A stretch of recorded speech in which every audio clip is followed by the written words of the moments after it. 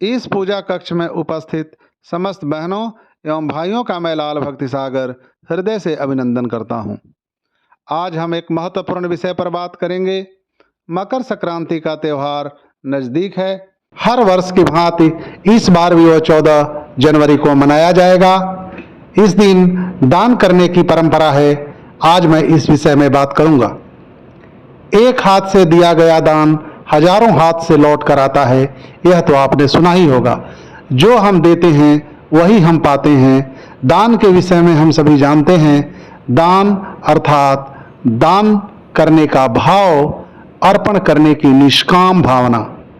हिंदू धर्म में दान 4 प्रकार के बताए गए हैं: अन्नदान, औषध दान, ज्ञान दान एवं अभय दान। लेकिन आधुनिक परिप्रेक्ष्य में अंगदान का भी विशेष महत्व है और यह रोज बढ़ता जा रहा है। दान एक ऐसा कार्य है जिसके द्वारा हम न केवल धर्म का पालन करते हैं बल्कि समाज एवं प्राणी मात्र के प्रति अपने कर्तव्यों का पालन भी करते हैं। किंतु दान की महिमा तभी होती है जब वह निस्वार्थ भाव से किया जाए। अगर कुछ पाने की लालसा में दान करते हैं तो वह व्यापार बन जाता है। यहाँ समझने वाली बात यह है कि देना उतना जरूरी नहीं होता जितना कि देने का भाव का होना। अगर हम किसी को कोई वस्तु दे रहे हैं लेकिन देने का भाव अर्थात इच्छा नहीं है तो वह दान झूठा हो जाता है, उसका कोई अर्थ नहीं है। इसी प्रकार जब हम कोई देते हैं उसके पीछे यह भावना होती है कि जैसे पुण्य मिलेगा या फिर परमात्मा इसके उत्तर में कुछ देगा, तो हमारी नजर लेने पर है, देने पर नहीं। तो क्या यह सौदा नहीं हुआ? दान का अर्थ है देने में आनंद का होना, उदारता का भाव होना, प्राणी मात्र के प्रति प्रेम एवं दया का भाव होना। किंतु जब इस भाव के पीछे कुछ पाने का स्वार्थ छिपा हो तो वह दान दान नहीं रह जाता है। गीता में लिखा है, कर्म करो, फल की चिंता मत करो। हमारा अधिकार केवल अपने कर्म पर है, उसके फल पर नहीं है। हर क्रिया की प्रतिक्रिया होती है। यह तो संसार एवं विज्ञान का सिद्ध नियम है। इसलिए खुले हृदय से श्रद्धा पूर्वक एवं सामर्थ्य के अनुसार दान एक बेहतर समाज के निर्माण के साथ साथ स्वयं हमारे भी व्यक्तित्व निर्माण में सहायक सिद्ध होता है और सृष्टि के नियमानुसार उसका फल तो रोज रोज निश्चित ही हमें प्राप्त होगा। आज के संदर्भ में सोचें तो दान देने का महत्व बहुत बढ़ गया है, क्योंकि आधुनिकता एवं भौतिकता की अंधी दौड़ में हम लोग देना तो मात्र जैसे भूल ही गए हैं। हर संबंध और हर रिश्ते का पहले प्रेम में, समर्पण में, त्याग और सहनशीलता से सींचे जाते थे। लेकिन आज हमारे पास समय नहीं है क्योंकि हम सब दौड़ रहे हैं, और दिल भी नहीं है क्योंकि सोचने का समय जो नहीं है। हाँ, लेकिन हमारे पास पैसा और बुद्धि तो है। इसलिए जब हम लोग हर चीज में इन्वेस्ट करते हैं, निवेश करते हैं, तो आज वो रिश्ते और संबंध में भी हम निवेश करने लग गए हैं। हम लोग निस्वार्थ भाव से देना भूल गए हैं। देंगे भी तो पहले सोच लेंगे कि मिल के आ रहा है, और इसीलिए परिवार टूट रहे हैं, समाज टूट रहा है। आज हम अपनों को उनके अधिकार ही नहीं दे पाते तो समाज को दान कैसे दे पाएंगे? अगर दान देने के वैज्ञानिक पक्ष को हम समझें, हम किसी को कोई वस्तु देते हैं तो उस वस्तु पर हमारा अधिकार नहीं रह जाता, वह वस्तु पाने वाले के अधिकार क्षेत्र में चला जाता है। अतः देने की इस क्रिया से हम कुछ हद तक अपने मोह पर विजय प्राप्त करते हैं। दान देना हमारे विचारों एवं हमारे व्यक्तित्व पर एक मनोवैज्ञानिक प्रभाव डालता है।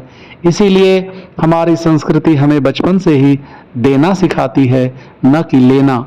हमें अपने बच्चों के हाथों से दान करवाना चाहिए ताकि उनमें यह संस्कार बचपन से ही आ जाएं। दान धन का ही हो यह जरूरी नहीं है।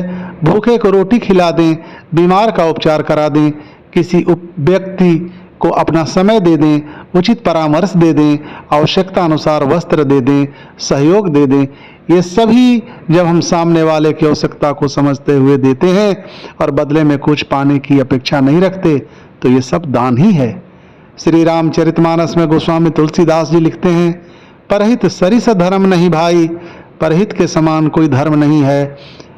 महर्षि वेदव्यास ने 18 पुराण में एक ही बातें लिखी है कि अष्टादश पुराणेषु व्यासस्य वचनद्वयम् परोपकारः पुण्याय पापाय परपीडनम्। दूसरों को कष्ट देने के समान कोई पाप नहीं है और दूसरों की भलाई करने के समान कोई पुण्य नहीं है। आप जानते हैं दान में विद्या का दान सर्वश्रेष्ठ दान है, क्योंकि उसे न तो कोई चुरा सकता है और न ही वो समाप्त होती है। सरस्वती के भंडार की बड़ी अपूर्व बात, ज्यों खर्चे त्यों त्यों बढ़े, बिना खर्च घट जात। इसलिए आप एक व्यक्ति को शिक्षित करने में हम उसे भविष्य में दान देने लायक एक ऐसा नागरिक बना दें जो समाज को सहारा दे और समाज पर निर्भर ही न रहे।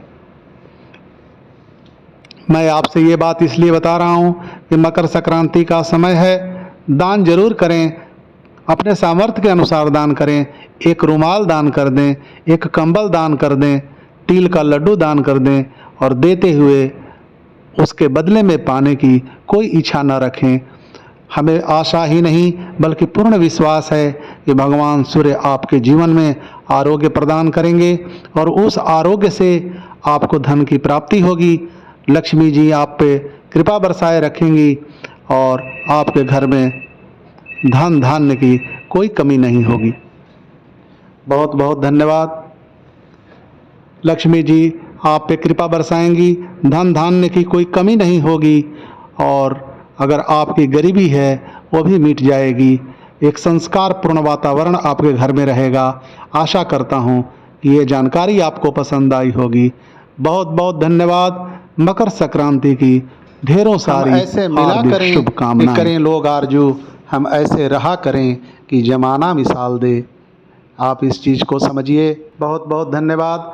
आपका दिन शुभ रहे, आपकी रात शुभ रहे, आपका हर पल शुभ रहे। एक बार पुनः आप सभी को मकर संक्रांति की, उत्तरायण की हार्दिक शुभकामनाएं। बहुत बहुत धन्यवाद।